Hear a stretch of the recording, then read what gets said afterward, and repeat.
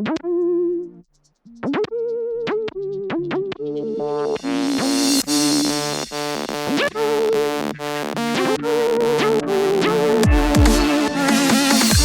looking for the hottest news out of the obstacle racing scene?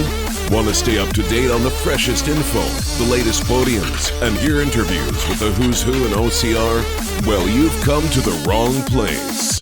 Well, some of that you'll find here. But we're not the media.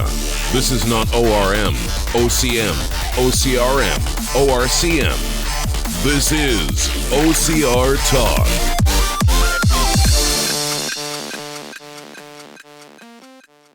Hello, this is Jason Dupree.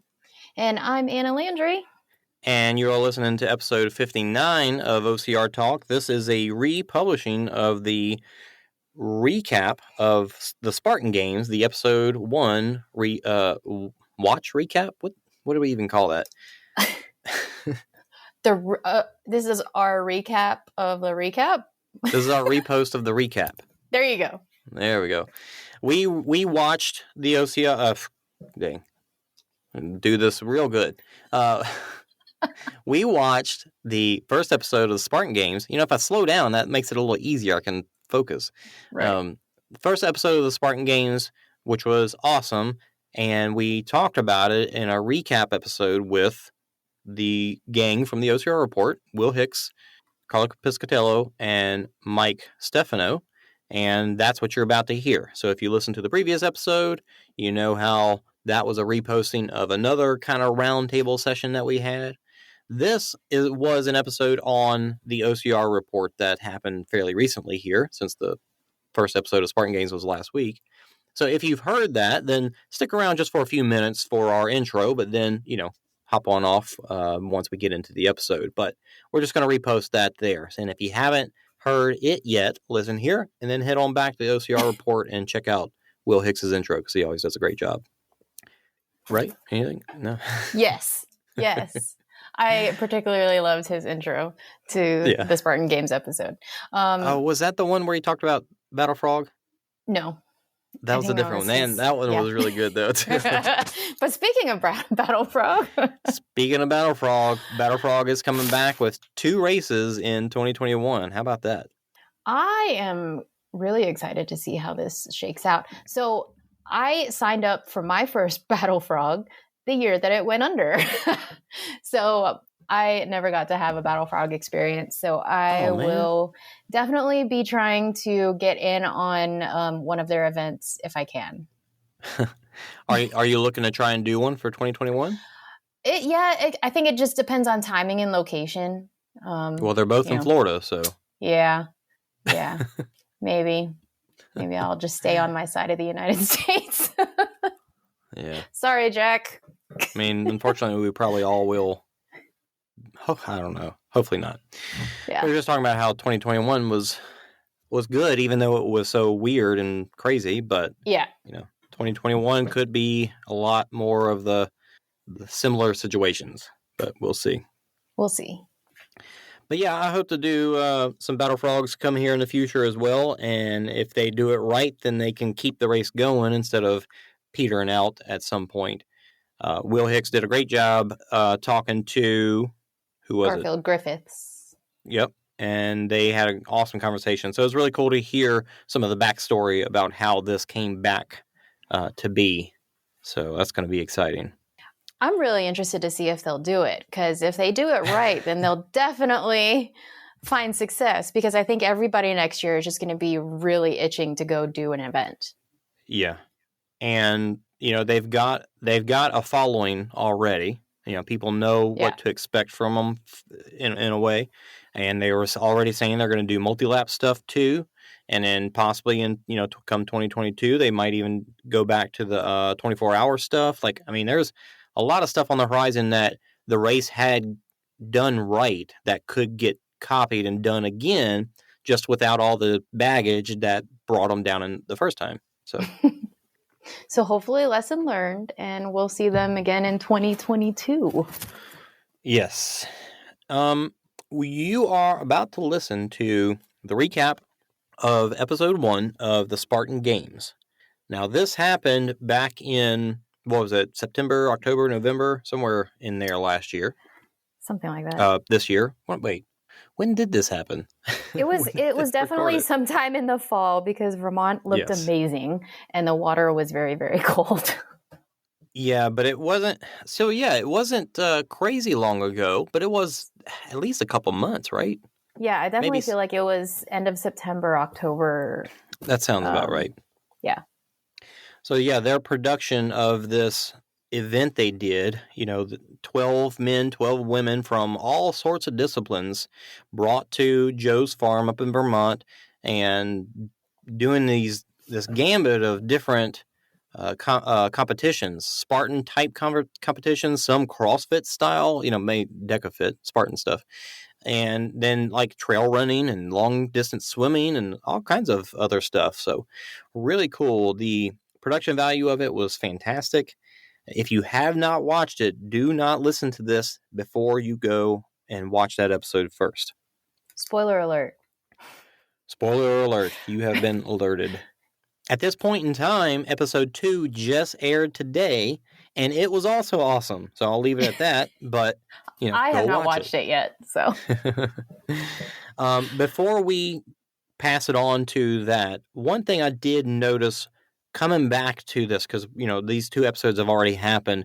One of the notes that I had put down was that the trailer that they put for the episode or for the show is at the very, very end of it. You see Ryan Atkins exclaim about somebody beating him by 1 second, and then he curses. Like he has I'd say it's a little bit out of character for him in the way he acts in this trailer.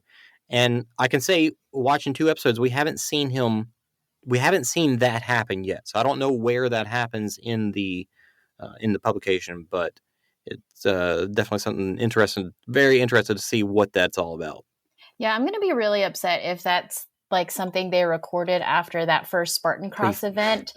Prefabricated piece. Right. Yeah. And it because it's so out of character for him, like that they knew that was going to get people's attention and they're just never going to show it in the show. But yeah, I remember thinking specifically like, who has Ryan Atkins all worked up like that? Like this is like, I think Carlo mentioned it, how Josiah, whenever Ryan saw Josiah show up to the Spartan games, he was like, oh man, like who is this guy that has Ryan Atkins so, nervous about competition? What is that guy's background again? I think he's a fat bike. That's right. He has some very interesting accolades.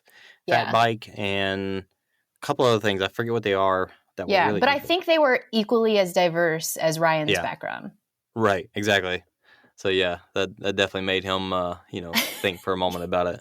Right. But it definitely put him on notice. But I was like, Ryan Atkins cursed? Like, I'm sure, he's human. Like, I'm sure he curses. But like, aired on YouTube? What? Right. What's that about? All right. Well, before we let them get into the episode and listen to the recap after they've watched it, let's mention real quick, thank you to the OCR Report for being letting us be a part of that group. And, make sure you check out our post, our website, our episodes get posted on the OCRreport.com, and everybody else's does as well. And then also, we all together have a Threadless shop. So there's an OCR Report, the OCRreport.threadless.com, which is where you can get merch for our show and all of their shows as well. So you can get not only t-shirts and stickers and buttons, but you can also get weird stuff like skateboards and shower curtains. So go check that out. We are going to do giveaways. If you missed the last episode, be excited to know that we're going to be doing an Endurely giveaway once a month come January here. So not only do we have a code for 10% off, Ref10, it's changed a little bit, Ref10-OCR-Report gets you 10% off. Those proceeds go to us, which we use for more giveaways. So win-win. Yay, giveaways. We're also going to give away a t-shirt of some sort, either the Extra Soft, the Tri-Blend, or the Performance t-shirt of your choice, of your podcast choice, from the merch store, the OCRreport.threadless.com. to whoever comments on these 2 episodes that we're about to put out in just a few minutes.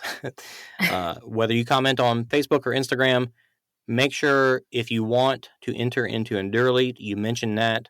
Otherwise, you'll be entered into a t-shirt giveaway just by simply commenting on Instagram or Facebook. So there you go. Yep. So the Endurely giveaway, the giveaway is running until January, so you still got time to get your entry in. Don't blow up our inboxes with multiple entries, because then we'll just ignore you. But yeah, so giveaway in January for a tub of Perform Elite, and the giveaway for the shirt at threadless.com. The OCR report at threadless.com. There we go. Don't worry. I won't ignore you. I mean, I might. Do you check our inboxes? Every once in a while, if I get a notification. I just hate like those Instagram giveaways where they're like, tag multiple times for multiple entries. And I'm like, no, that's okay. Yes. You know? Yeah. So that's what I'm referring to. I also don't care for giveaways where they say tag 2 friends that you want, blah, blah, blah, whatever. And then I get some random tag about something I don't care about. You don't got to tag anybody. You don't have to do anything crazy or silly or special. Just comment in any form or fashion. Yes. You and let us know which giveaway. Tell us F off. We'll send you a shirt and tell you to F off with that shirt on. A personal handwritten love note. I hope you hate it. Here's the shirt. I hope it chafes. Just kidding. All right. Anything else, Anna, you want to share before we wrap this up and let them get into the episode? Nope. I got nothing. I enjoyed recording this with you guys, and I'm looking forward to I think there's a recap episode that Will was maybe doing with some more members of the OCR community. It might come up like tomorrow or Friday, but I don't think something I will like be that. on that one. Yep. Nor will I. But yeah, the OCR Report's going to do a recap for every episode of the Spartan game. So yes, so definitely keep on the lookout for those. Yeah. Awesome. Yay. Take care. Bye, guys. Mike Stefano, Jason Dupree, Carlo Piscatello, and Anna Landry, welcome back to the show. How are you guys? Thank you, Will. Doing great. Good. How are you? Doing well. Thank you, Will. So this week, the Spartan Games premiered episode 1. We're going to talk about the overall event and then break down each of the individual competitions, kind of talk about it, give our thoughts on it. And then at the end, we'll talk about episode 2, predict what we think is going to happen, and just kind of break it down. Let's just start out. Mike Stefano, what did you think of the Spartan Games? First off, I thought it was very well edited. I got one of those texts from Joe DeSena, that fake number of his, saying, this is the best quality Spartans ever put out. And my first reaction was, okay, the bar's somewhat low there. But they knocked it out of the park. I thought it was very, very well done. I'm very impressed with the quality, and I'm a big fan of the athletes, so I was super excited to watch that. But it should be interesting to see how the points roll out and everything. First of all, that's not a fake number. That's a real number. I have one of those too, and I talked to my listeners on it, and it's very real. So anyway, Jason, what did you think of the Spartan Games? I did love the production value of it. The show itself was really good, but the biggest thing that was interesting to me is just that it wasn't the best show for watching a competition. It really was more in line with a reality show. You get some competition, but more it was just about the drama, and they just didn't have enough shots and coverage of the actual, competing. Carlo, what did you think of the reality show versus competition aspect? I think Jason's got a good point, although I think some of the events, like the swim in particular, are probably difficult to really do well as far as filming goes. So I give him a pass on that. But yeah, I think anytime you have this kind of a format, especially with some of the personalities they have, it definitely makes sense to play to those a little bit, right? So overall, though, I really enjoyed the first episode. I had very little as far as expectations going into it. So far, I think it's been really good. And Yeah, it was still it was really enjoyable. Still, it's just I couldn't quite tell like which version of it would I rather have. I want to see both, to be honest. Anna, what did you think of the competition versus drama aspect? I mean, there was definitely some drama, right? Like right off the bat in the first competition, but it was entertaining. Definitely liked, again, the production value and everything was way better than watching, their Spartan team challenge thing that they attempted. I'd forgotten about that. Yeah, it was definitely a step up. I said this in my last episode on World Subs Podcast, but I feel like they've cracked it. They've solved, like, this is like the kind of the middle ground between the documentary race style, which I love. They're great races. We know, and for us, we know most of the athletes, so we don't need the backstory. And the other extreme is that Spartan Team Challenge show, which was not good. And it's kind of, they're trying to thread this needle right in the middle, and I think they've kind of cracked the secret here. Yeah, it just took a global pandemic and YouTube. If hundreds of thousands of, never mind, I'm not going to say it. At least there is something good to come out of 2020. No, I'm not going to say it. That's tasteless. I'm glad that, you know what, they said it actually. I think Mike Morris said it in the intro or the beginning, first 5 minutes. Like people want to, watch something, and we got to do something. We have to make something. And you can tell they kind of went out to their sponsors and said, "Hey, we're doing this event, private, small event."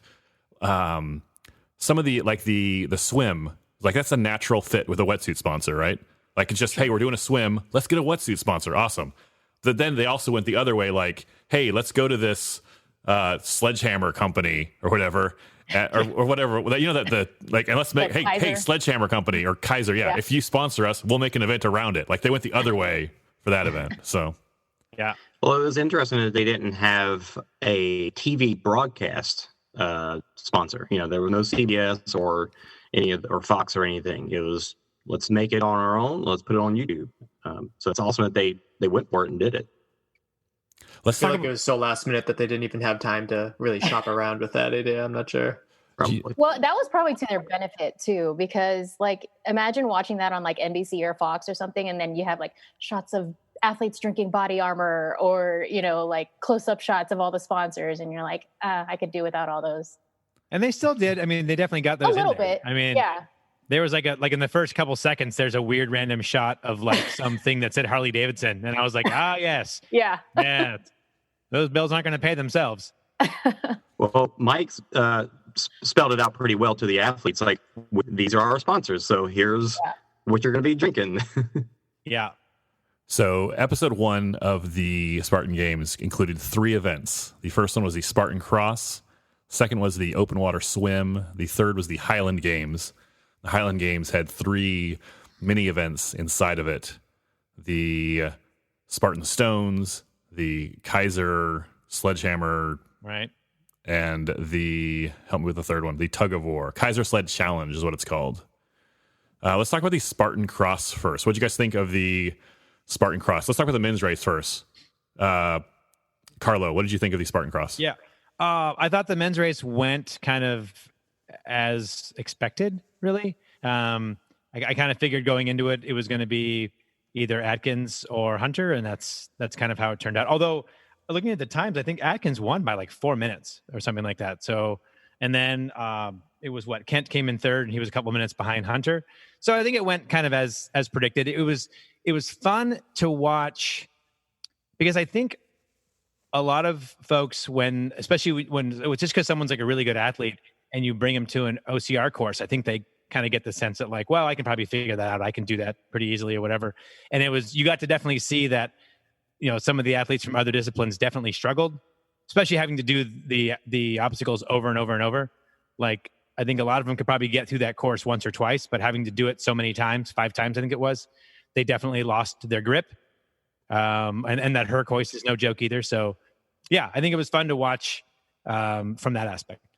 Anna, one of the most interesting parts of the men's race was the drama between Hunter McIntyre and Aaron Newell. Hunter slapped Aaron in the chest and then punched, hit. I don't know. He touched him. There was definitely physical contact. Yes. And then Aaron tossed his bucket. Like, those buckets are heavy, and he threw Yeah. it hard. Looks like it hit Hunter in the back. Anna, Right. what did you think of that interaction? So you include Hunter with anything and like you expect there to be drama. And I think he intentionally does that to like kind of set the tone for the other athletes, like kind of calling out everybody and just saying, like putting them on notice and saying like, hey, y'all better be on your game because we're all competing for $100,000, right? But yeah, whenever I initially saw it, it did kind of look like as he was running by Aaron, it looked like I don't know, like, hey, you're out here running with the pros or whatever he meant by that physical interaction. But I definitely didn't expect Aaron to respond in kind in that way. And yeah, that was interesting. Mike, on the score sheet, the entire episode after that event, it had Hunter scores and Aaron scores with an asterisk next to it. It says pending penalties. What do you think they're going to do as far as penalties? So I'm not too sure. I thought that was probably the weakest point of the episode to me, is when they had Mike Morris and Hunter standing next to each other, and Mike's supposed to be like this big professional, like, okay, I'm, the referee here, and Hunter just like makes him look like a small, insignificant. I mean, Hunter does that naturally, like physically, the way that he looks. But I just thought that was interesting. So I don't know. I think it could be a little bit of nothing, and they just could be hyping it up for next episode. But I wasn't at all really surprised to see that Aaron threw the bucket on Hunter. Like, they hate each other. They've hated each other for a while, and it's just kind of funny to see that play out. How much of that do you think they were playing up for the cameras, and how much of that is genuine dislike? I think it's pretty genuine. I know that they don't like each other. I think maybe the bucket might have been specifically for the video, but I don't. They don't like each other. Jason, one thing that Hunter and Aaron have in common that you and I do not is that they both have chosen to grow mullets on purpose. What are your thoughts on that? I think they're both guys that like to get attention, and a mullet draws a lot of attention. So why not? They got the big gold locks to do it. The result. Oh, go ahead. No, jump in. I want to ask a question of everyone, because when I first watched the interaction, it did seem like Hunter's thing. And again, they don't show you a whole lot of video of Hunter's smack or whatever you want to call it, but it did kind of seem to me just like a bro slap, and I can't tell intensity. The thing that actually caught my eye was the next day when Atkins made his social media post about it.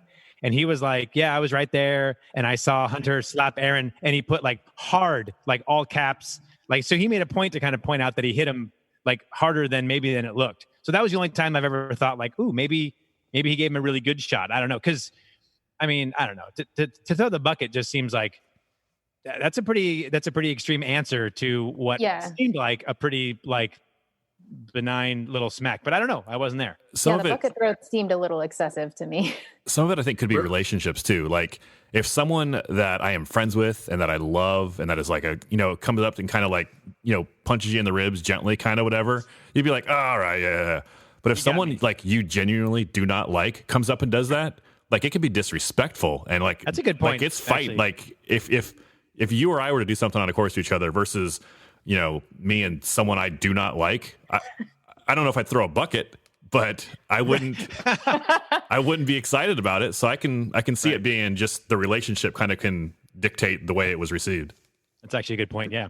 Yeah. This is also not the first time that he's done that too. Like, he's done it in, like, I believe TMX too. He slapped Isaiah Vidal. Like, he slaps a lot of people, and I think it's very much more disrespect than like inflicting pain. You know what's funny I thought about that too. The Isaiah one, Hunter was kind of the recipient.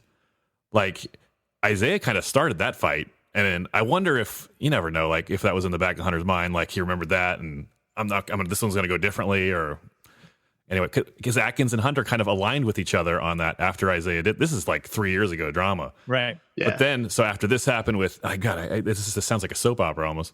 But after Hunter and Aaron had his thing, like a couple events later is the tug of war, and everybody, and Hunter is going up against Kurt Magid, the NFL guy.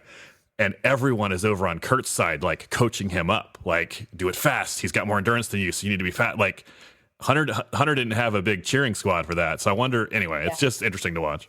Well, there was also a point in the episode where even Ryan had said that, Hunter's pushed me over in rivers before on courses and everything, so it's not unlike him to do something like that during a race.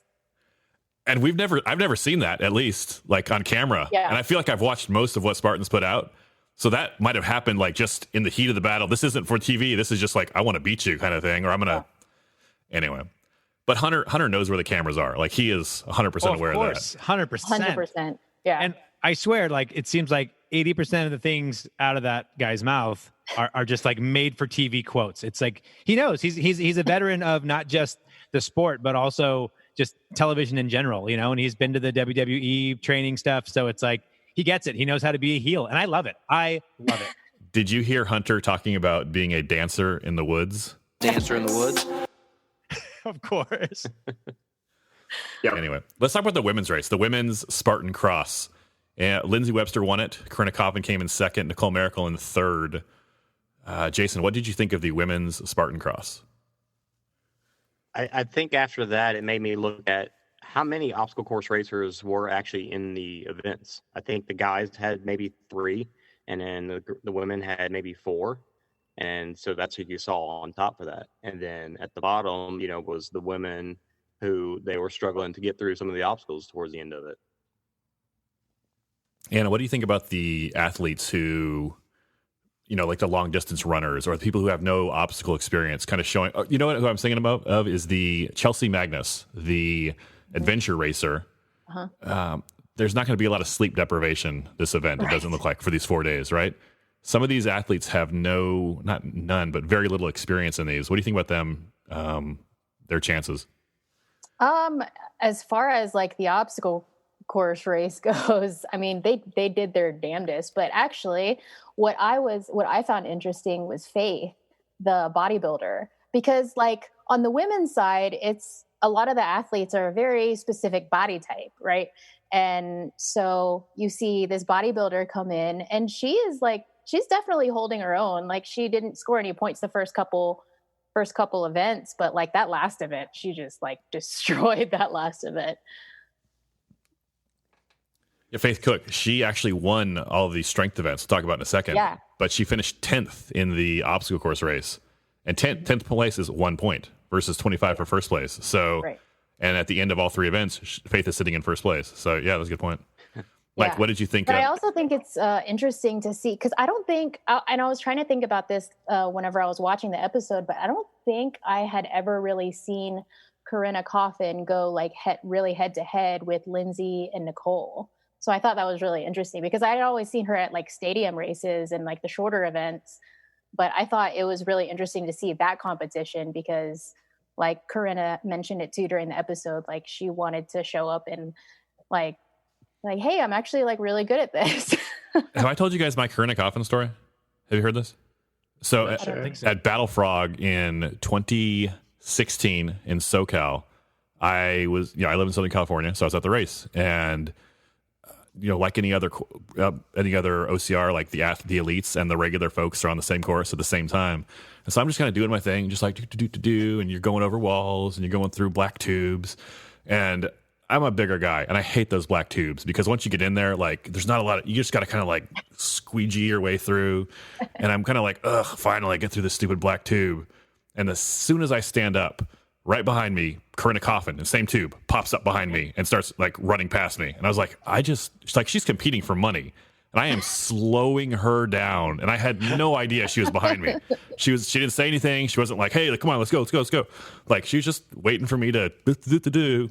Anyway, so I probably cost Corinna Coffin like $500. Anyway, sorry about that, Corinna. It was cool to see how they were allowing people to get on the obstacles before the race. At least that's how it looked. So they were actually able to like think about what techniques they were going to use during the race. And in the past for Spartan, that's been a problem is that they don't want people getting on the Spartan courses before the race, especially the championship weekend. So it was really, I thought it was awesome to see that because especially these people who aren't used to these obstacles had a chance to try to figure it out first. What did you think about Grant doing his lache there? Like, what was that? That was so amazing. What was that obstacle he was on? Because he literally just jumped to the bar and then lached and hit the bell. Yeah, I think he was on Twister.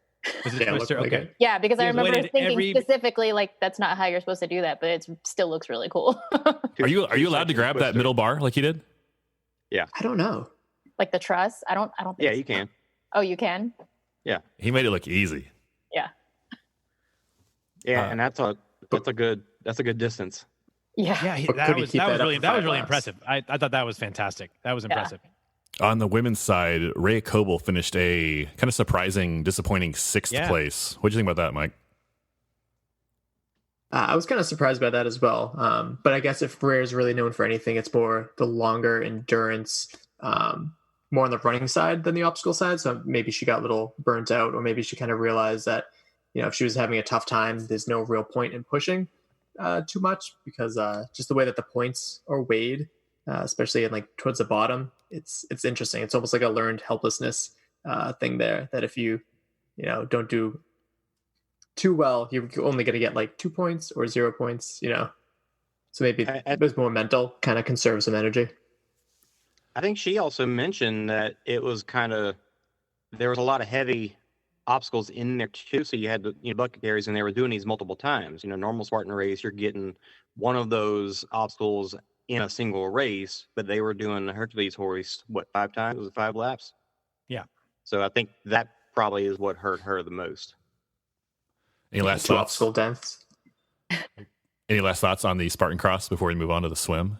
Yeah, I thought it was cool that Sam Briggs took 4th. We know she's going to be good with the strength stuff, right? But then I forgot. I guess she had a triathlete background before she got into CrossFit. I think that's what they said. And so it's like the fact that she was able to run, as well with the top OCR ladies. I thought that was pretty impressive. Yeah. The second event of the day was the open water swim, a 45-minute swim around a 200-meter lap. As many laps as possible. Water is 55 degrees warm. Wow. Can we just start by saying I never want to run? I never want to have to swim for 45 minutes ever, unless my life depends on it. Like, that just doesn't seem like fun at all. Just laps in a pool, Carlo? No, not at all. And I like swimming, but not like that. Anna, what did you think of the open water swim? That was interesting too. I was really surprised to see some of the OCR athletes place where they did, considering like you had professional triathletes out there. For the men, on the men's side, the top 2 finishers were triathletes: Jared Shoemaker, Josiah Middow. Man, Josiah, I apologize for mispronouncing your name. Herman Demink was in 3rd, Ryan Atkins in 4th. Other OCR finishers: Aaron Newell in 6th, Ryan Kent in 7th. Hunter McIntyre in 10th place on the open water swim. What do you think about the OCR athletes' performance, Mike? Well, a little surprised about Hunter McIntyre being as low as he was. But again, I think as Carlo said earlier before we were recording, is that like he's very muscly and doesn't help him float very well. Along with, I think it was Kurt Maggot, was he the football player? He did surprisingly worse than I expected as well, especially since he does have a free diving background and he's very familiar with the water, but I guess he couldn't really handle the cold. So I think that may be a factor there that a lot of people are really aware of, because it does get kind of cold up here in New England. So maybe that was a factor as well. At this point, we're all so used to running, and we've learned to pace ourselves running. But if you remember, before you got into running, I know that was the problem for me, is I didn't know how to pace myself. So I felt like I couldn't run a long time, but it was only because I ran too fast. And swimming, I feel like it's the same thing. Once you get in the water and you start trying to do it, you have to learn how to pace. And for people that, Carlo, you're saying you don't think you could swim for 45 minutes, but if you slow down, you can. So Very good point. Yeah. That's probably one of the things that hurt some of the obstacle racers, just that they hadn't spent a lot of time in the water like that. Yeah, I wonder. definitely. I think cramping was an issue too. I wonder how soon they swam after the Spartan Cross. Like if it was, it sounds like it was the same day. Like if it was immediately, if it was, after a lunch break, or if they had I think someone made a comment on that about how it was pretty quickly after too, and so that was cause for a lot of cramping as well. And then also, like, when's the last time most of these athletes went swimming? Most of us swim when we're kids, right? Like, unless you make an effort to join a gym that has a pool, or you live in Malibu, or you're a triathlete. And even people who have a pool in their backyard. I live in California, and tons of people have pools, but they're these small little pools that you don't swim laps in. You like have your kids' pool party in. So a lot of people, I think this was a good challenging event for pushing people out of their comfort zone. Well, even the football player being a free diver, he's not doing distance swimming with that. So again, not having to pace himself in that same kind of way. I really did like the format, though. Like, we love these endurance races like World's Toughest where you get to stop in between laps. So the fact that they had a place they could get out and rest and then go for another one, that was pretty cool. Made it interesting, too.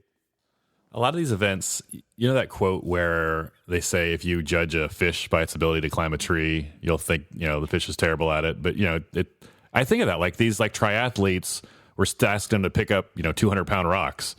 And these like long distance runners are asking them to, swim in cold water for 45 minutes. They don't have an ounce of body fat on them. So I have nothing but respect for all 24 of these athletes.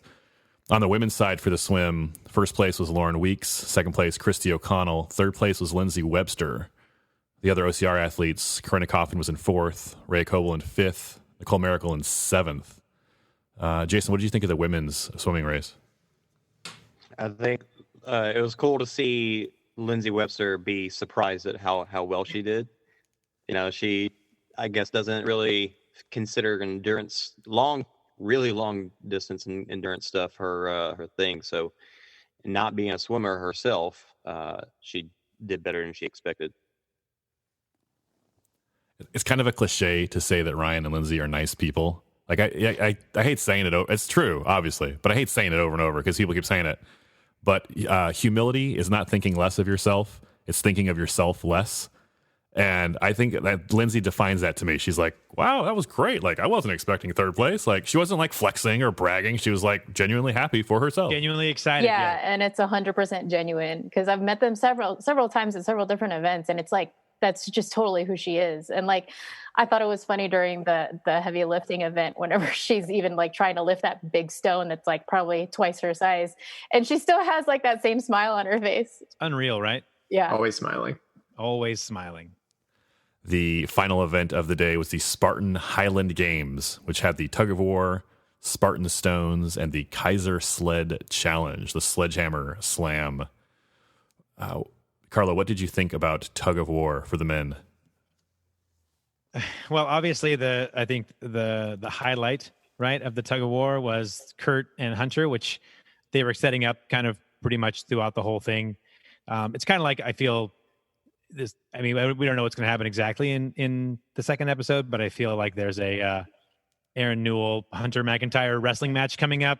There's no way they can't have that. That just seems too juicy at this point. But yeah, it was great. I really liked it. It makes me realize, like, gosh, what a interesting sport to be good at. Like how, because there's brute strength, but there's also obviously there's technique, and there's the jumping thing, and then do you thing. And I thought it was interesting. It was obviously very jumping. slippery. What are you talking about jumping? Well, because some folks were like, they would jump and then they'd almost try to like push and jump back, like to get a big lunge, which I just don't think that's a very like proper technique, really. But what do I know? I'm not a professional tug of war tug of war person. But yeah, at the end of that, or not the end, but where that race with Hunter and Kurt was like so close, and then it looked like Hunter was going to go over, and then I think there's that really interesting spot. I think personally that Kurt thought he probably had gone over and they were going to call it any second, and I think he just kind of took a quick second of pause, like, I got him.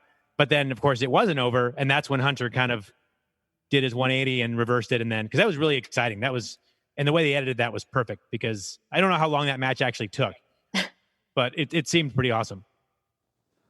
Mike, what did you think about the spot where it looked like Hunter may or may not have touched the line? Race, like the tug of war was over. What were your thoughts on that? Yeah, so I'm not too sure. I did like the way that Kurt explained how he's like, I'm going to play to the whistle, blah, blah, blah. I do agree with Carlo. I think there was probably a moment of hesitation because, I mean, Hunter was right there.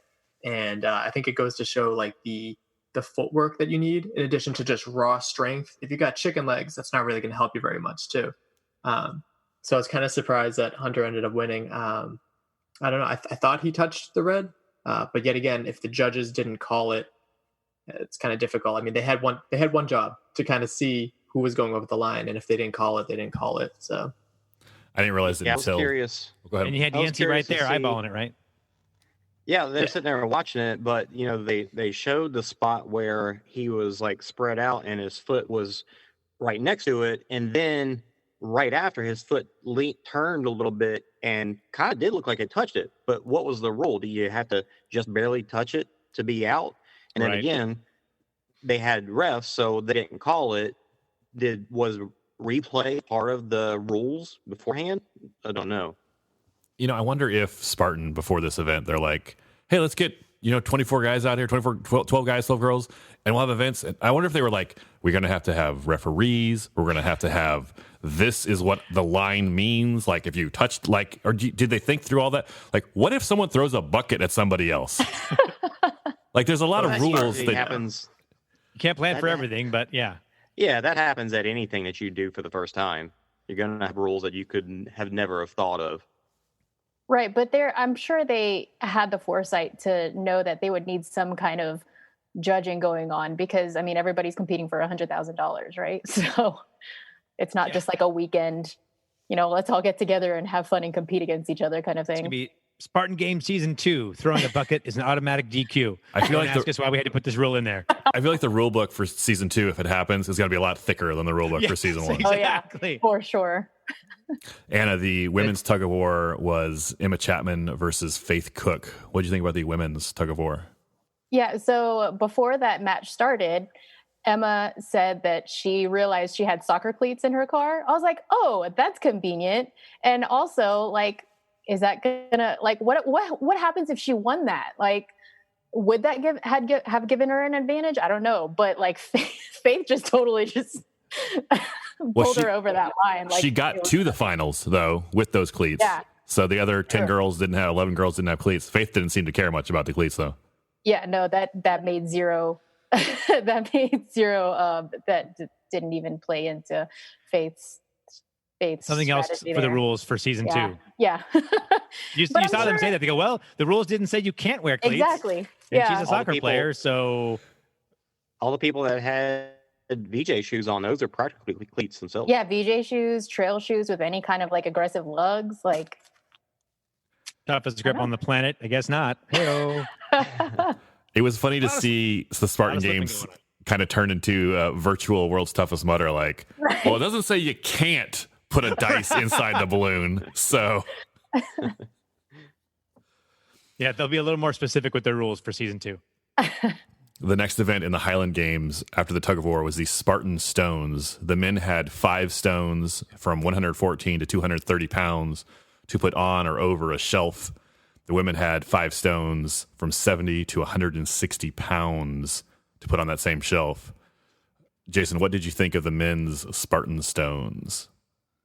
It's an interesting competition, much more similar to like a strongman lifting thing. And some of those they'll have the atlas stones where they're nice and smooth, but the fact that they were just big stones just made it interesting in itself of how do you pick up and the technique that goes along with that. And it kind of fit where they were too, because before they got there, before they even started the competition, Joe had them all carry rocks, and that's one of the things that he loves is getting people to just carry rocks. So I think I said it to you, Will. They had all these sponsors for each different obstacle and whatnot, and it's like this one was Joe DeSena's. He was the sponsor for the rocks. Yeah, there's not a lot of people selling giant rocks. Like those are literally just like, they weren't like anything sculpt. And the only reason they were 114 to 230 pounds is because they just happened to be 114 to 230 pounds. Yep. They're like, hey, how big is this one? Oh, 114. All right. Write that on there with a marker. That's right. Just like we planned it. Yeah. That was a prep for that event. Is everybody just looking for various sizes? Real quick, go dig up a bigger rock. Okay. Yeah. It was interesting to me, the spread in performance between some of the athletes. Some of the guys only got 2 of the stones up on the shelf. Some of the guys got all 5 stones in Kurt Majid got it in 18 seconds. 18 seconds. Hunter, 22 seconds. Grant McCartney, 20 seconds. And then a lot of guys got stuck on 4, and some guys just on 2. It was interesting, the difference in performance from top to bottom. Let's Yeah, just I say was the a little ultra marathoners, not as good. Yeah. Yeah, they Poor knew Mike that Woody. too. Yeah. I was actually really surprised Grant finished in the time that he did, because I wasn't expecting him to put up a top 3 time. I've watched Ninja Warrior for several years, not like religiously, but like I'll kind of watch. I have a TiVo, and if it's on, and then like I watch the last couple episodes to kind of see if anyone beats Mount Midoriyama. Grant McCartney is charming.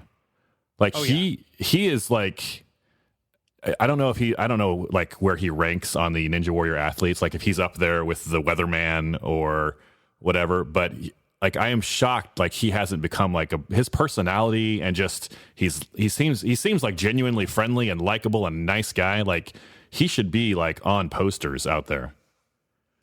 Yeah, I was thinking that while I was watching the episode too. I was like, man, this guy's just so nice. Like he's going out of his way to like help all these other athletes, and he said it at the beginning of the episode too, is like that's just how they are in like the ninja community, is they kind of support all of each other and they want to see each other succeed.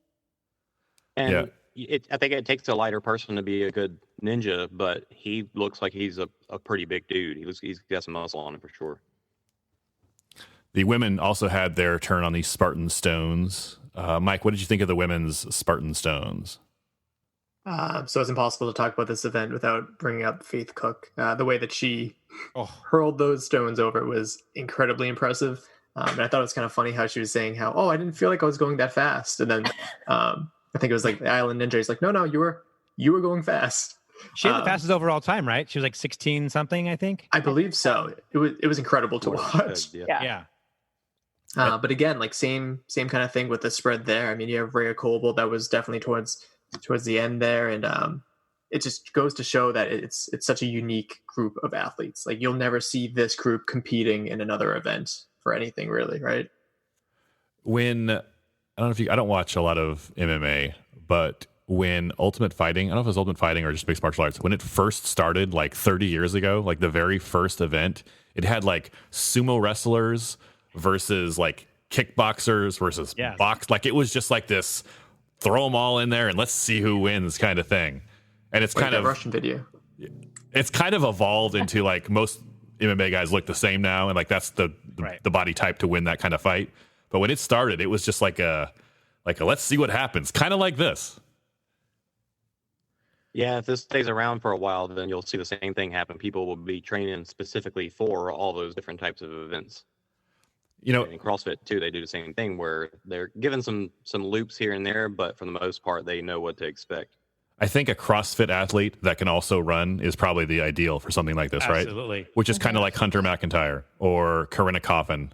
Like, I want to talk about like predictions at the end, but I have thoughts on that. The last event of the Highland Games was I keep forgetting the name of this.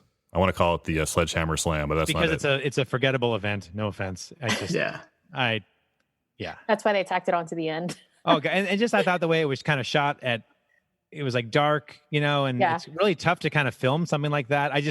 There was a reason that didn't get a whole lot of screen time. Yeah, that was actually a CrossFit event once upon a time, like 4 years ago or so, the Kaiser Sledgehammer. Yeah, and there was that controversy because people were hooking it with the end of the sledgehammer and all that stuff. Yeah. It's They a were Kaiser hooking it sled, and right? Is that what pulling they it? call it? Or Yeah. Kaiser something. I just Kaiser hammer thingy slide. Yeah. So for the Highland Games, and it was difficult to it was the last event of the day. It was dark. They were doing it in like a barn, and they didn't show any times or any results. I have no idea who finished first, who finished last. We have results for the whole Highland Games though, the last event. For the men, in first place, Hunter McIntyre. Second was Kurt Majid. Third was Grant McCartney. The other OCR athletes for the men, Ryan Kent in sixth, Aaron Newell in seventh. Kind of surprising for me, Ryan Atkins finished in eighth place in the Highland Games overall. Jason, what do you think of the men's results for the Highland Games? Ryan may have gotten out early in tug of war, and actually that's one thing I would have liked to have seen tug of war been more of a bracketed double elimination or something other than just single elimination. That's it. Because that's, Mike Gordian goes up against the football guy, and then he doesn't even get a chance. Yeah, because they were randomly assigned for the first brackets. So yeah, no, it's a great point. Ryan could have got against Kurt the first round and be gone. Yeah. But I'm also curious, where did Hunter really make up his points? Like he got, I guess it was the tug of war that did it for him. How far ahead was all his points? First, we don't know. It's hard. Yeah, I don't know like how they did in the individual. And he got 25 because he got first in the Highland Games overall. But Hunter won. He won. He won the tug of war. He probably did good on the sledgehammer slam. He was third. Oh yeah, he was third in the stone lifting, right? So first, third, and then whatever the sled was. Yeah. On the women's side, Faith Cook dominated. She won first place. Emma Chapman was second. Lauren Weeks in third. The OCR athletes, Corinna Coffin finished in fourth for the Highland Games. Nicole Miracle in ninth. Lindsay Webster in 10th. Ray Coble was either 11th or 12th. She finished with 0 points. Anna, what do you think of the women's results there on the Highland Games? Well, I'll just reiterate that Faith just destroyed all the competition on that one. Strength competitions. Awesome. Yeah. But I wasn't really surprised with the CrossFit athletes finishing that event as they did. And the OCR athletes, with the ultra running and running backgrounds finishing where they did. So it was it was a little bit more expected for me. But out of them, seeing Corinna do the best makes sense too. Fourth place is respectable. Like if Corinna's going to make a run at winning the whole thing, she hasn't had a bad performance yet. Let's talk about the current standings after day one on the men's side. First place is Hunter McIntyre with 44 points. Again, with that asterisk, pending penalties. Second is Ryan Atkins with 41. Third is Herman Demick with 37. Fourth, Ryan Kent with 29. Fifth, Grant McCartney with 27. Sixth, Aaron Newell with an asterisk, pending penalties, with 26. Tied for seventh place is Josiah Midog and Jared Shoemaker with 25 points. Ninth place is Kurt Majit with 19.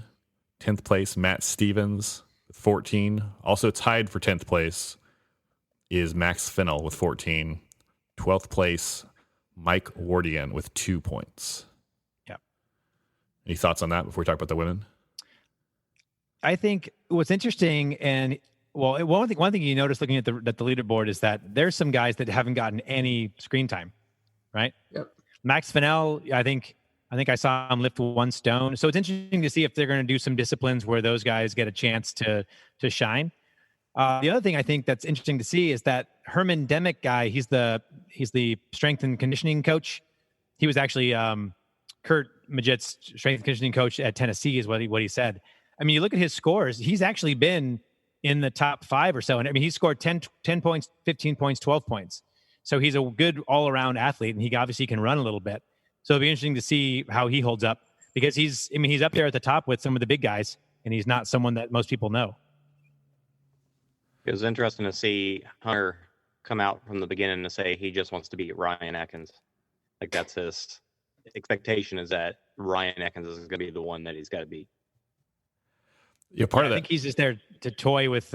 He likes toying with Aaron, but he knows that Ryan's probably more of his legit competition. No offense to Aaron. I hope that they settle this penalty thing quickly. Like, I don't want it to come to the 4th episode and the penalties decide who the winner is. Right? They teased it pretty good though for that second episode. He got penalties, so he's not. Yeah, that would be stupid. But I mean, again, what could they possibly do for penalties though that would kind of keep the playing field, the competition, like pretty even, because of where they stand now with Hunter in 1st and Aaron in 6th. Like, you definitely want to penalize them if that's what the decision comes to, but how do you decide what to do without? It could be something simple like maybe give them a point placement below, like not change anybody's placements, just give them the points for the position below what they got for that one.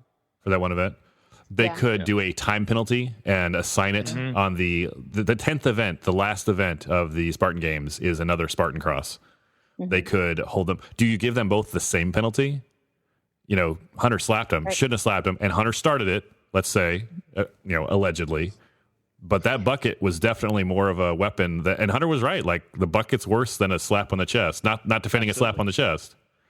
I got it. I got the answer. All right. At the beginning of the Spartan cross, Aaron gets to slap Hunter, and Hunter gets to throw a bucket at Aaron right before they Look at jump off. that. Perfect. Done. I'd be more scared of Hunter throwing a bucket at me than I would I of would Aaron too. slapping me. I would let Aaron slap me 10 times before I let Hunter throw one bucket at me. Hunter could throw I see anything no at me, problems and I'd with be this afraid of logic. it. Yeah. You could throw a puppy at me, and I'd be like, ah. Let's talk about the women's leaderboard. In first place is Lauren Weeks with 50 points. Second is Corinna Coffin with 47. Third place, Lindsay Webster with 41. Fourth place, tied for fourth place, is Christy O'Connell and Faith Cook with 34. Sixth place, Sam Briggs with 24. Tied for seventh is Nicole Miracle and Emma Chapman with 23. Ninth place is Rhea Coble with 18. 10th is Samantha Wood with 8. 11th is Kellen Tyler with 4. And 12th is Chelsea Magnus with 2 points. Mike, what do you think of the women's leaderboard? I'm not overly surprised to see Corinna Coffin up there with OCR background, triathlon background, and CrossFit background. You really can't go wrong with choosing someone like her. Lindsay Webster is also someone that you can't really bet against. I'm not as familiar with the non-OCR athletes, but it definitely does seem to be spread out the way that you would kind of think by kind of looking and getting to know more of the athletes. It's interesting because looking at just how weighed the events are towards strength too, it should be interesting to see how it kind of plays out the next few events. Lindsay, she obviously had a hard time with the strength stuff, but she dominated the Spartan cross like Ryan did. And I think a lot of times we kind of look at them as being on equal playing fields for obstacle course racing. But with this, I think Corinna is really more so Ryan's match. She's got the strength that's needed for some of the other stuff, but she's also got running ability. Maybe she's not the top tier runner like Lindsay is, but she's a little bit closer, probably close enough. Yeah, and I definitely wouldn't count the other CrossFit athletes out of the women's competition, because those CrossFit athletes that they have on the women's side, I mean, they're seasoned CrossFit Games athletes. So they're kind of trained to be ready for anything kind of mentality. So, I'll definitely be keeping an eye on Lindsay, but I think I agree that Corinna is definitely one to bet on. Yeah, I think functional, the functional athlete, or whatever they call that, the functional sport athlete.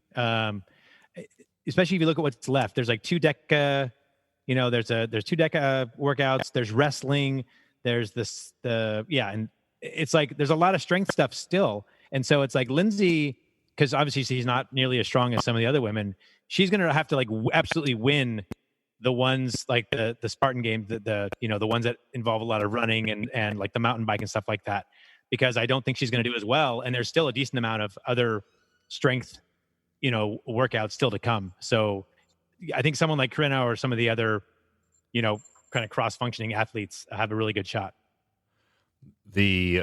One of the longer events that we're kind of looking at the OCR athletes to do well on is on day 3, the Spartan Trail Ultra.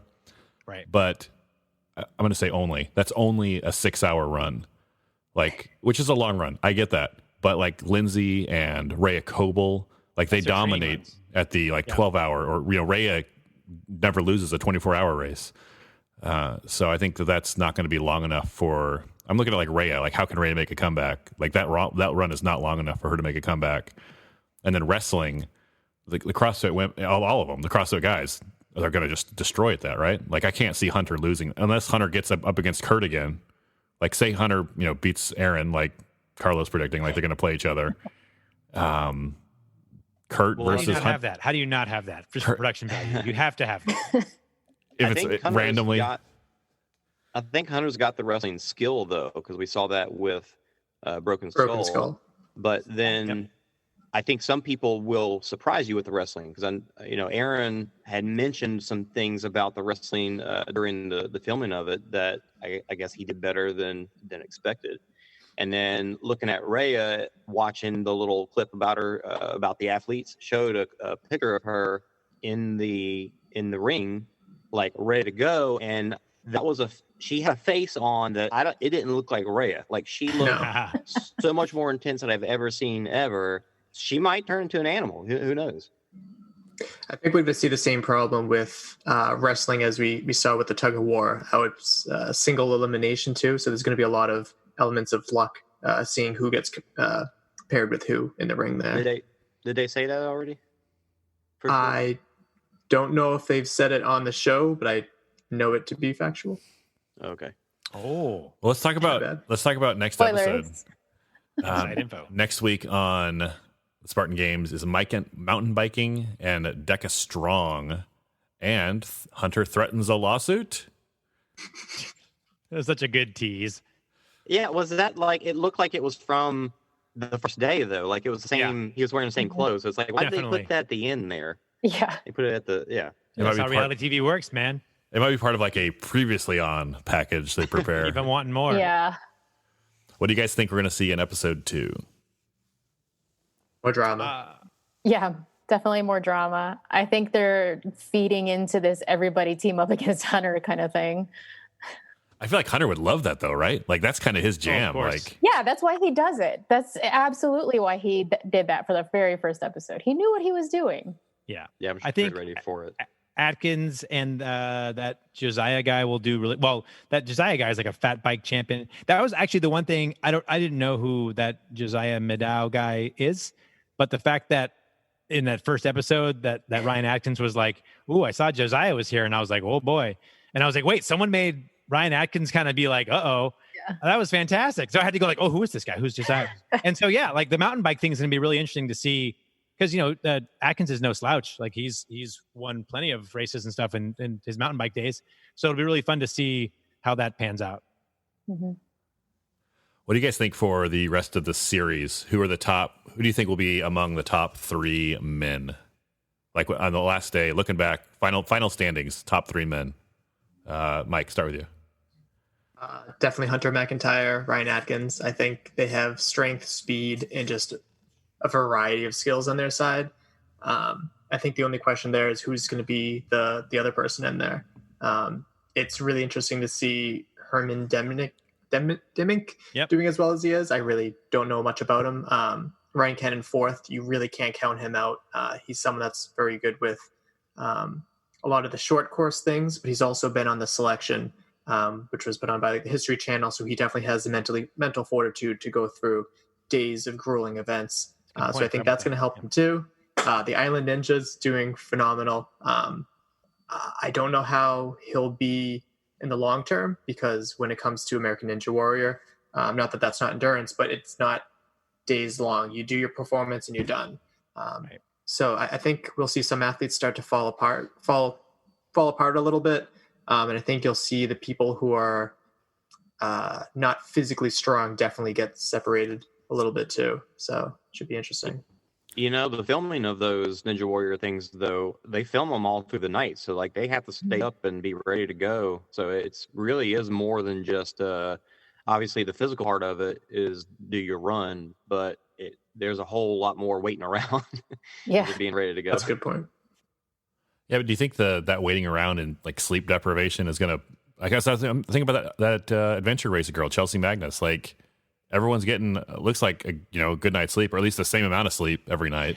Like I don't know if that's. I feel like that. I don't know if we're going to hit their wheelhouse. Those kind of athletes. Days in a row of that kind of stuff is hard on you though. So maybe it will take advantage. They will take advantage of it. Jason, what do you think? I honestly don't see it. I don't see it changing a lot from what it is. Hunter, Ryan, Herman, Ryan, and Grant. Like, I wouldn't be surprised if that was the top 5. Not necessarily in the order, but somewhere in there. What do you think, Carla? Yeah, the men, I definitely think it'll come down to, I mean, not to be so predictable, but I think Hunter or Ryan, because they're just so good at all some of the all of the little one-off things as well. I don't know how Hunter is on a mountain bike, right? But it's like, I know he can run. That's the one thing, Grant McCartney, for as strong as he is, you see during the Spartan cross, he's like, why is there so much running? So it's like, dude, that does not bode well. If you don't like running, like, and you've got an ultra marathon coming. And so it's like, he's going to have some rounds there with very low points. So I think that'll probably kind of knock him out as to where you look at the stuff that's left. Yeah. And I think kind of like Jason said, I think that the top 5 right now as it stands, it's going to be some iteration of that, but mostly between Hunter and Ryan for the men. Anna, what do you think? Top 3 men? I would have to agree with everybody, but I'm really kind of like rooting for Kurt and Max to kind of like break through at some point. Kurt's kind of got this like underdog thing going about him right now, and I kind of want to see him like break out and like give the top guys some competition up there. Do you remember your very first OCR or maybe your first Spartan race where you show up and you're in the festival area and everyone around you is jacked, and they're walking with their shirts off and they got like just such a great point. Yeah. That is the exact same feeling that I feel like Kurt had the first 20 minutes of the episode. He's like, you know what? I'm just going to do my best and I'm going to try. I'm just here to, not have a good time, but just like that. I got that. He said have a good time. I got that same energy off of him. Like, these guys are studs and I'm feeling intimidated. I'm going to try. But I'm going to I'm not going to hold myself, beat myself up if these guys beat me because they clearly are impressive. Yeah, well, and I'm sure there's some hesitation there with some of the other non-OCR athletes. Like, oh, is this going to be an OCR related event? Sure. Did you guys catch that Ryan Kent is the best hype man for everyone ever? Anyone they show winning, he's running, he runs over to him, and I love it. I'm like, I loved his energy. He was literally high-fiving everybody, even though I know he was giving advice to Kurt before the tug of war and everything. But then he seems like, I've met him a couple times, obviously at events, and he seems like a pretty chill guy. But yeah, he was genuinely excited for everyone who was winning, and I was like, there you go, take that energy. You know what? There's obviously some drama, but I think 95% of the sportsmanship has been outstanding. Not just good, but outstanding. As soon as right after Grant and Kurt did tug of war, Kurt beat Grant pretty handily. As immediately Grant walks over and gives him a high five, like, "Hey man, good job!" Immediately just walks over there. He's happy for him, even though he just lost. It was very impressive. Yeah, and gave him pointers about hey, I almost had you because this, and this. Yeah, he switched his stance. That's right. Yeah, and I think that's probably what I've most enjoyed about watching this first episode is watching all those top tier athletes kind of interact with each other, even though they're from different disciplines and everything. Yeah, and then you see them get genuinely excited. There was one, I forget, I think it was when Kurt was doing the stones. And he blew through those things so fast. You saw Atkins and those guys run up because it's amazing if you're I don't know what it's like to be an elite athlete, but think about if you're an elite athlete and you try something and you're just oh, this is not my jam, and then you see someone just absolutely crush it. Mm-hmm. You're just you couldn't help but be excited because you're well, I just tried that and I totally flamed out, but that dude just threw those things. I mean, those first 2 stones, Kurt threw those things I would throw my pillow. It was amazing how strong that guy is. And real quick, when it comes to sportsmanship, Kurt, when he called out oh, I thought I won here, he wasn't whiny about it. He was just saying it how he knew how. In football, hey, this I want this to be reviewed. And then after when and then he he talked it out with Hunter, who was very himself about it, and and so I think it was good to see them hug it out a little bit. I think you can kind of see the true Hunter there too. Who, he's there to start trouble, but he also wants some good sportsmanship as well. That was some football player in him coming out contesting the play, check the tape, but there's the referee makes a decision. Okay, that's the decision. It's over. There's no whining, no throwing a fit. I accept it. Ref made a decision. Yep. Anna, what do you think about the top 3 women? Final results into the Spartan Games. Who will be on the podium? Oh, so I definitely think Corinna will be top 3. I don't want to count Sam Briggs or Emma Chapman out in the top 3 to 5 somewhere, just because of their performance in CrossFit Games and other OCR type events like TMX, like Emma. And then 3rd place, it'll be kind of interesting to see if Lindsay can hold her own in the top, top 3 or 5, 3 to 5 women. What do you think, Carlo? Yeah, very similar opinion. I think it'd be interesting to see. I think if Lindsay can hold tight to some degree in the strength stuff, she'll be okay. I do know she said at one point like she hadn't like touched a barbell in like forever, and I know there's like some barbell stuff with some of the later ones with some of the strength stuff. So yeah, I think it really leans towards if you're a strength athlete who can run a little bit, which like Corinna is obviously. And then I think that's why I really think she's probably got the best shot, but kind of like Anna said, it's hard to go against some of the CrossFit athletes as well. But then there's, I don't know, I have a hard time going against Lindsay too, but maybe that's just the OCR side of me, like going that you never really, push too hard against Lindsay. So yeah. I'm surprised to see Emma Chapman as far down in the rankings after those 3 events as she is. So while I think I want to pull for her a little bit, I don't necessarily know if she's going to have enough out of the rest of the endurance events to get her higher in at least towards the top. One thing that's interesting is we all feel pretty confident about the men, but the women, I feel like it could go like Lindsay could be first place, second place, or she could be like 6th place. Yep. And with the men, like we feel pretty confident. And I don't know if that's just because it's not like we know the men better than the women, but and also like we know the OCR athletes a lot better than we know Max Fennell or Samantha Wood. Anyway, that's just a thought. Jason, what do you think about those top 3? Oh, go ahead, Carla.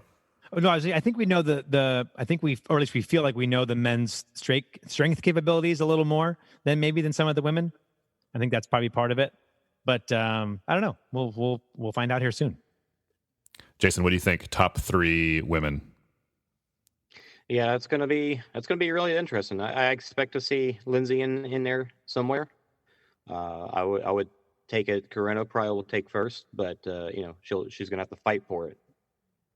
I don't know if I can pick a third. Like Lauren Weeks pulled out that swim, but she's kind of middle of the road with the other stuff. So yeah, I'll have to wait another day to see.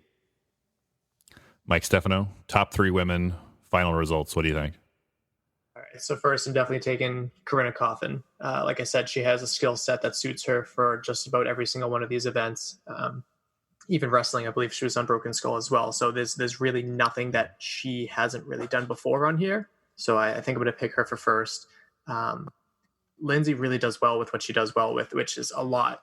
But with the hardcore strength stuff, I think that's really going to make her lose a lot of points. So that should be interesting. And Lauren Weeks, too, even if she did just kind of get middle of the road for some of the other events, sometimes being safely in the middle of the road might be enough if she's able to take the top for some of the events compared to the constant like first and last. So I'm not sure who else to really look for.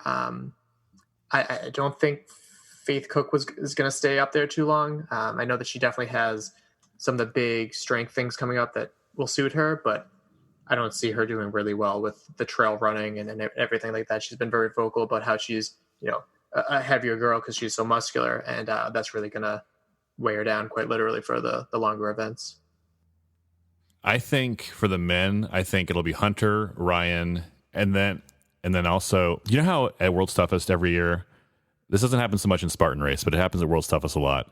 Every single year, almost, it's of the 6 podium spots, 1 or 2 people are someone you've never heard of.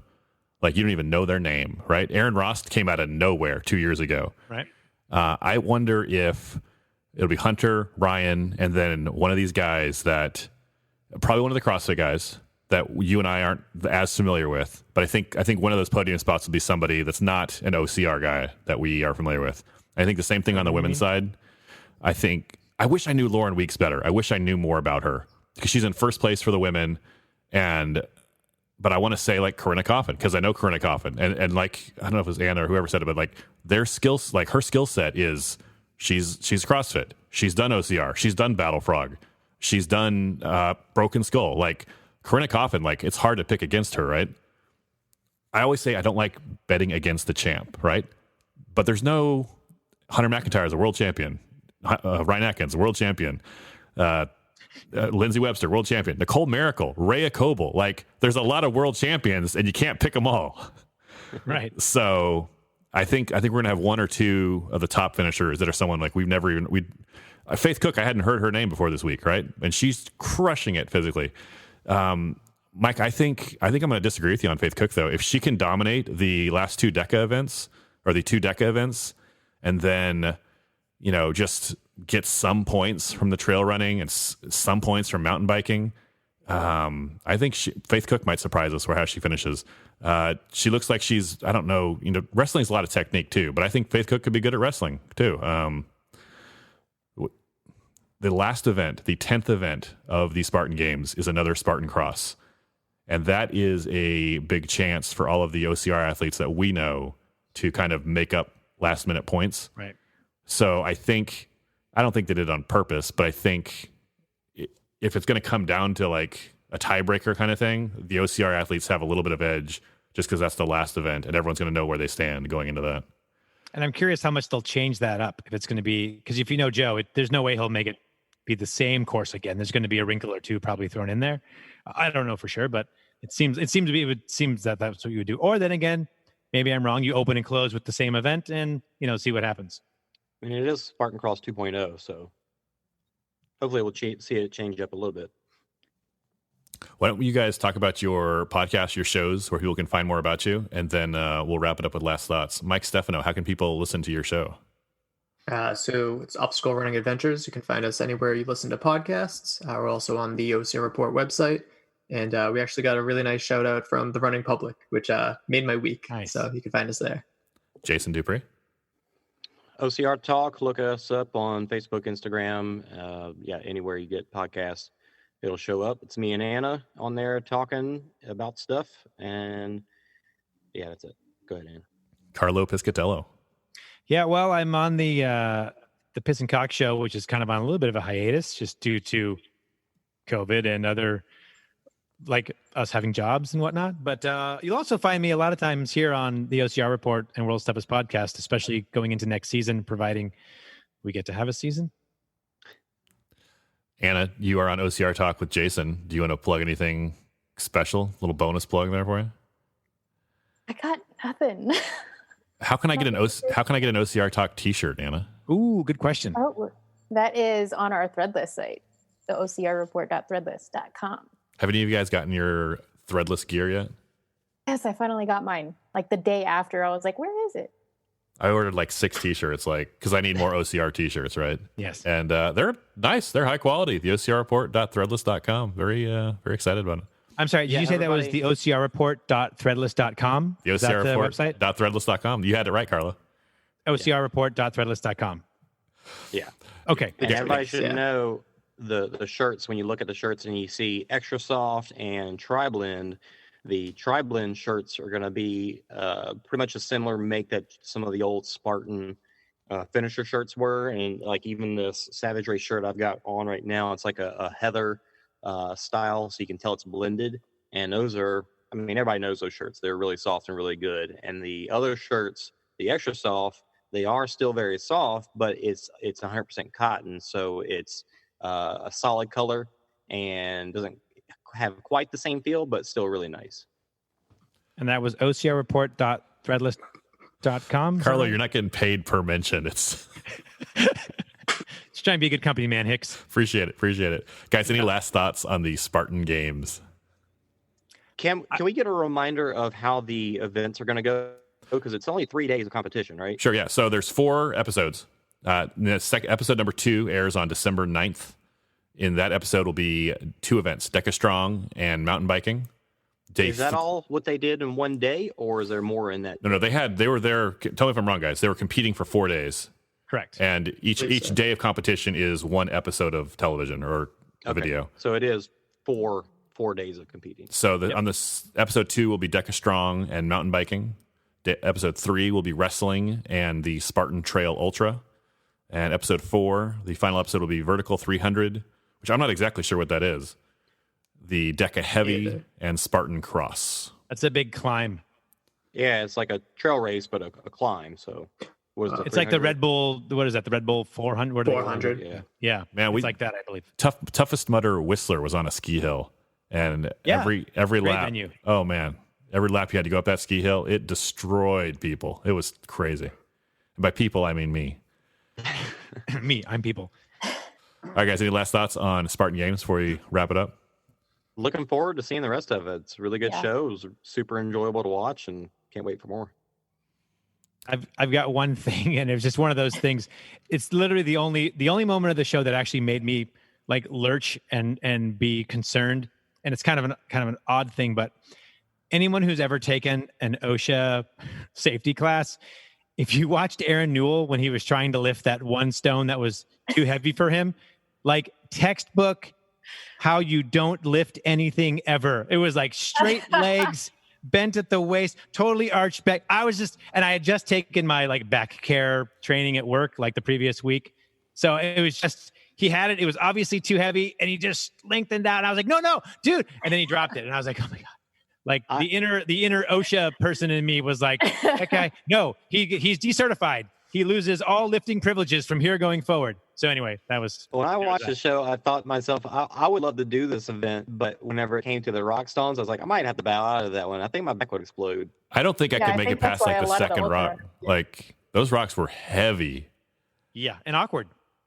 Very awkward. I didn't even mention... That's why I had to pause the show because I was laughing so hard because of one audio clip.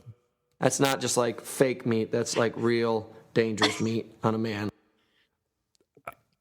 I actually wrote that down as one of my favorite quotes. The other one that I wrote down because I just love Ryan Atkins is, if Ryan and Lindsay ever have kids, Ryan's going to be like, you can tell he's like kind of the tough love parent. He'll always tell you exactly what he thinks. When he was telling Kurt before the tug of war, and he was like, he probably has better endurance than you, so take him out quick. He's like, look, dude, I'm just telling you how it is. Let's be fair here. You don't waste your time on this guy. You got to go fast because let's be fair. He probably has better endurance, and he's not being mean. Yeah. It's just like, that's legit. Yeah, he's not wrong. No, exactly. Yeah, solid advice. And that's the thing. He tried. He lost his opportunity to take him out quick, and then And the advice was correct. Like Ryan was not wrong. He 100%. That's right. All right, guys. So December 9th on Spartan's YouTube channel, episode 2. I will be watching it along with you. OCR Report team. Thanks much. Thanks, Will. Thanks, Will. Thanks, Will.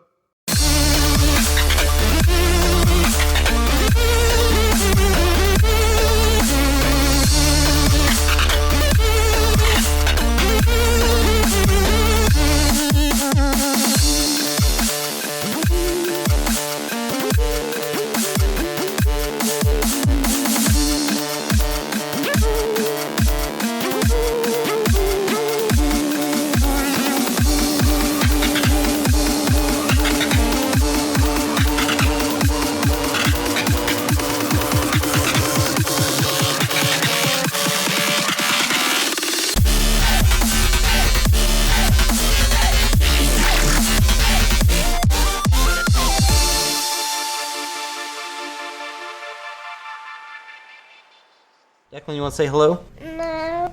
Bye.